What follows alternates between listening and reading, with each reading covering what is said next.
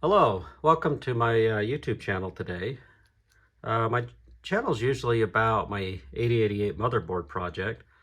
Today's video is in line with that. What I'm doing is I'm working on designing a independent bus controller from the processor.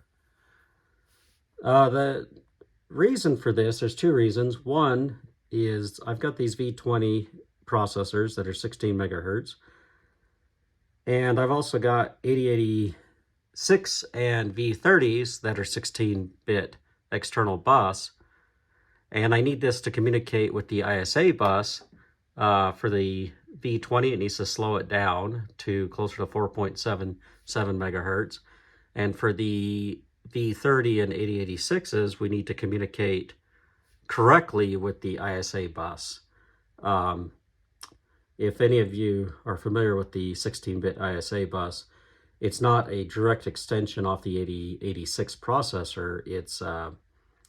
It's kind of its own thing. It's built around that, but it's still its own thing. Mainly, you need to be able to communicate 8-bit to 16 and 16 to 8. So, in a sense, I just need to have my own bus controller. Now, they did make off-the-shelf bus controllers back in the 80s and 90s, but are since discontinued and hard to find. And I figure I'm just going to have to build my own. So what I've got wired up here right now is just the beginnings of it. And I've kind of made some videos in the past on this, so I'm going to talk through this. These videos are for other people's information, but they're also more of my own notes as well, so I can review and see what I built in the past to build on it. So on this controller, I don't know if I want it to be synchronized or asynchronous. Asynchronous is probably better, because then your processor absolutely does not matter on the speed, and we can just communicate with the ISA bus as needed at the correct speeds. So let me talk through how what we've got going on here today. This is definitely not a complete bus controller by any means. It's just the beginning steps. So starting the left here, we've got just a reset button. I've got a clock, an 8284 clock. It's got a 24 megahertz crystal, and I've got it wired up in the standard configuration that I do on my projects. So pin 1's to ground, pin 3's to ground, pin 4 goes to this resistor here. Pin 5 is not connected. So pin 5 is your ready. This is your ready logic. In this particular board, this is actually not necessary. 6 is to ground, 7 is to 5 volts. And then you got ground in the bottom corner here on 9. 8 is your click out. 2 is your P click out, which is half of click. Over here, I've got the reset out, goes to an LED so that I know when it's that it's working. And the reset in goes to the button, which has got a capacitor, a resistor, and the button goes to 5 volts. The button grounds it out. The capacitor brings it up to 5. And then, so 10, 11, 12's not connected, 13 goes to ground, 14's not connected, 15's ground, 16, 17 goes to the crystal, and 18's 5 volts. Down here, what I have is a series of counters. I don't need to explain all of them, but what this is for is I want to slow down the click as much as I can. And this is just for prototyping. This is not how it would be built. So these are just LS161 counters. So pin 1 is connected high, and that's the clear. The click in goes to the click. So this is the first one, and I go to P click because I want to already reduce. So P click is slower. The next few pins are not connected. 7 is connected high and 8 is connected to ground. 9 is connected to high and 10 is connected high. And then these are your outputs here and your ripple counter out, and then your 5 volts is in the top corner on 16. Down here, you've got the two that are straight across from each other, your enable, and then you have a load as well. And by keeping these high, this thing just counts. So I ripple down to, so I've got 1, 2, 3, and then I come down here to 4 counters. And that just helps divide that click all the way down for prototyping purposes. And then on the output, the lowest digit on the output here, on the 4th counter, I go to the click input on the V20. I've read that V20s, these can actually run at 0 megahertz.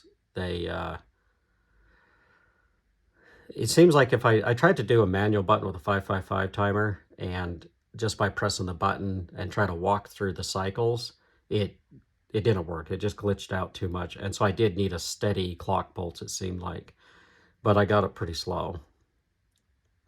The next counter is the same count as the 4th counter, and this is what I use to decode where we're at in the bus cycle. So basically all the way down to this counter is nothing but to reduce the click, and then I have a final counter here that is used to decode where we're at. So it'd be like T1, T2, T3 in the bus cycle. And the reality is that it's going to be more than like 4 bus cycles to go through like a 16-bit, 8-bit to 16-bit read. But that's going to be in a much later video. Up here I've got the V20. It's going to be hard to see all this, but it's very simply connected. The grounds are connected, so the top left corner, bottom left corner. The click is connected. I put a 7 ohm resistor in there. And then the interrupt request, non-maskable and regular are just tied to low so that they don't create problems. The reset, the bottom right here, is connected. The ready is connected to a button, and it stands in a not ready state. You push the button, it makes it ready. This is just part of the prototyping. The test is tied low. Probably don't even need to connect this, but I did anyway. Then I'll just skip over these for a second. You've got your maximum mode is connected to load. This was running in maximum mode. I could run it in minimum mode, but the goal here is to run it in maximum mode, is because if I want to develop beyond the 8088 to like a 286, they don't have such a thing. And then your 5 volts is connected in the top right corner. So right here's your status lines, and this is how the bus is decoded. So you got status 0, 1, and 2. And then I've connected them to LEDs so we can see what status we're on. I did find for stability, it helped to put on some 10K resistors, tying these the status lines high. It'll function without them, but it functions better with them. What I've got, so this is where the bus, it gets a little more important. This is the actual functionality of the bus. So we're about 10 minutes into the video and we're finally talking about what's important here. Oh, I skipped something though. I've got the address lines connected to a latch and then to these LEDs here. This will display the bottom 8 bits of the address.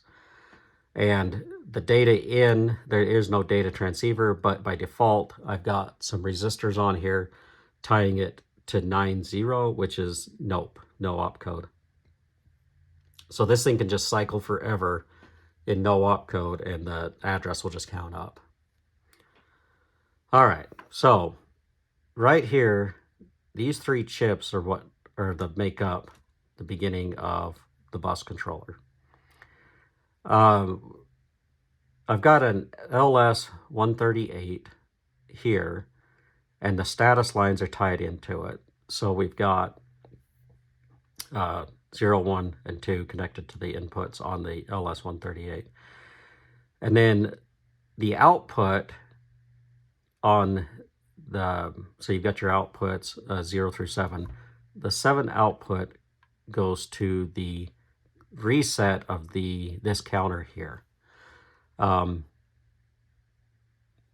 This is the reason why there's 2 counters that count the same, is if I connected the click to here while that reset is cleared, then your click doesn't work. That's something that as I'm playing with it, sometimes I forget that this one's held in a clear state till the bus is ready to operate. And the reason why it's 7 is because on your status, when these are all high, there's nothing going on. And I don't want my bus to just sit and cycle thinking it's got something to do.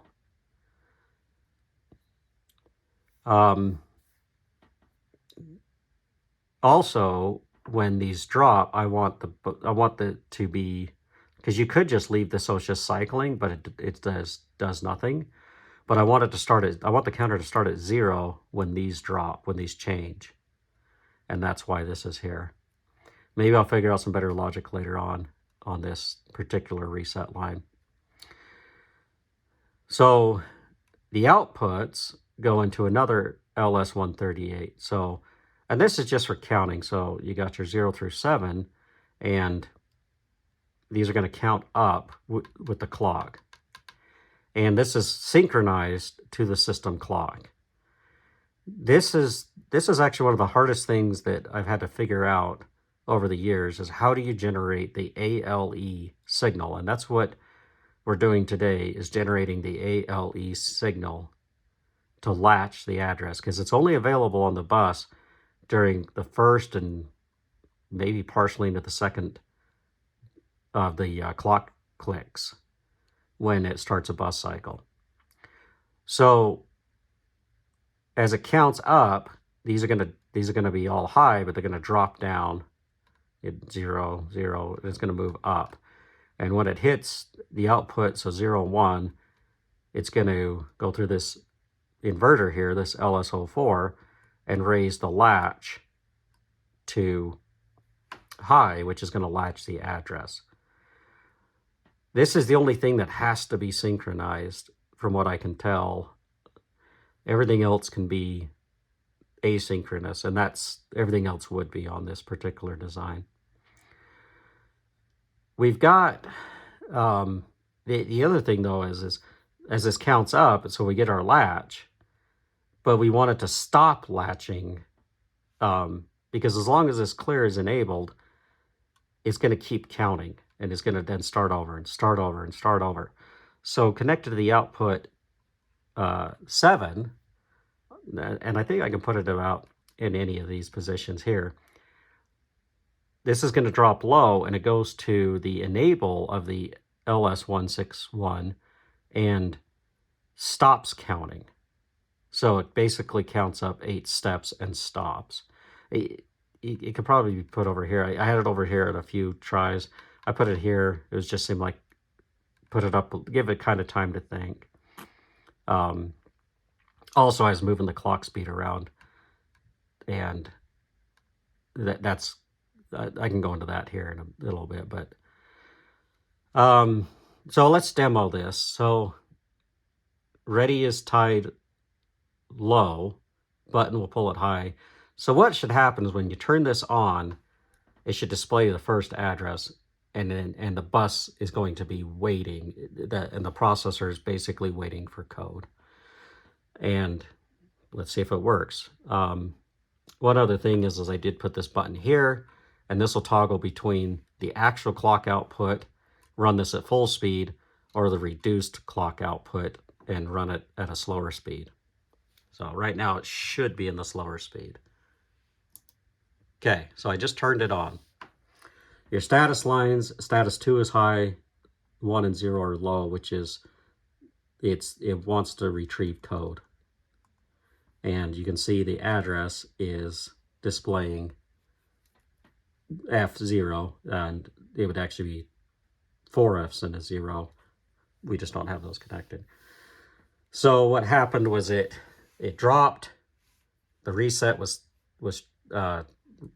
cleared, or the clear was set high. This started counting. It counted 0, 1, latched the address, and continued to count, and then stopped counting. And because the ready it's in a not ready state, the bus is just sitting here in a hold. So I'm going to push the ready button, and you can see it's counting up through addresses, and it's just retrieving the nope opcode every time. And if I let go, it stops. And this is like spot on what I need to build a bus controller, is to latch the address, then wait for code. Now, you can actually, I'm going to move this down to the output 2 on the LS 138, and it'll still latch. So between 1 and 2 there, it'll latch. But let's try 3. Now, as you can see, it's latching 90, which is the default for the nope opcode. So you're missing, by then you're missing your opportunity to latch the address. And this is why this has to be synchronized with the actual processor clock. It can't, this is the one thing that can't be asynchronous. Let's go ahead and put it on the 0 here. And you can see it is latching at the output 0. So this is actually latching a little bit soon though, because if you notice, this LED and that LED never go dim because you're latching the output and the address. So I find maybe a little like the output 1 on the LS138 is a good latch location.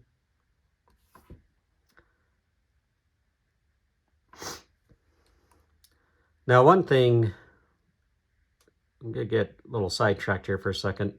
If I move the processor click up 1 so that it's half as fast as the bus speed, let's see what happens.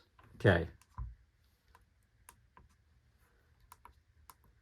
So our latch, this is what's happened is this is counting up twice as fast in relation to the clock speed now. So now we need to move our latch over, and I just moved it up twice as many, and now we're latching. So it is possible. Now, I haven't read up entirely on what the maximum speed of these counters are, but I would imagine there's a cap on the speed. But it is possible to have your bus running faster than the processor speed. And now this is counterintuitive, because if we're trying to run our processor faster than our bus, holding the bus at 4.77 megahertz and the processor is, say, 16 megahertz. But what this allows you to do by running it faster is it allows you to put like micro steps in the bus. So 0, 1, 2, 3 is where we're latching instead of latching at 1. So we've got more space to do what we need to do on the bus. Let me move this back. So we'll just, now we're just at where it's synchronized. And I haven't done the math on how slow this is actually running, but let me just push this button here and we'll reset. So this is at about 4 megahertz. As you can see, it just counts too fast to see. But the important part is when I let go, this is reading S2 is high and the other 2 are low, which means it's working correctly. Every time I let go, it reads that. It's waiting for code and then for the ready to go high again. So to kind of finish up here, the next step will be to take a ROM, better watch where I put that, and you connect the ROM to the counter. And it allows it to count up. Now this would be synchronized. As it counts up, the outputs will send out your read, your write, your memory, IO, select, your interrupt, acknowledge. It would send out all those correct signals. This will save you from having a massive decoding across your board. Now, what you can do to make it asynchronous, so this is synchronized with the clock, the processor clock. This will have its own independent counter, and it would be held in the reset state off of this 138, and it would just start counting up at its own speed in line with this one counting up. So, and that would make it asynchronous. And then when it's done doing what it needs to do, it would give out a signal to say, I'm ready. So it goes out, fetches from memory or an I/O port, returns it to what would be then a data transceiver. So you'd have on an 8088 to be one transceiver, so it'd be one single byte fetch. And then it would tell the processor, I'm ready. On an 8086, it would say it was a 2-byte read. It would be, low then high, and put it into separate transceivers and tell the processor that it's ready. So my next step is basically to start putting the control signals and then the transceivers to the actual data bus in place. And this is where I can keep it synchronized for now, but I think that ultimately just designing an asynchronous controller would be ideal from the start. So anyway, if you have any questions, feel free to leave a comment or send me an email. Kind of a long-winded video just to explain that. But like I said, this is for my notes as much as for other people's references on if they're trying to build a similar type setup. So anyway, thanks for checking out my video.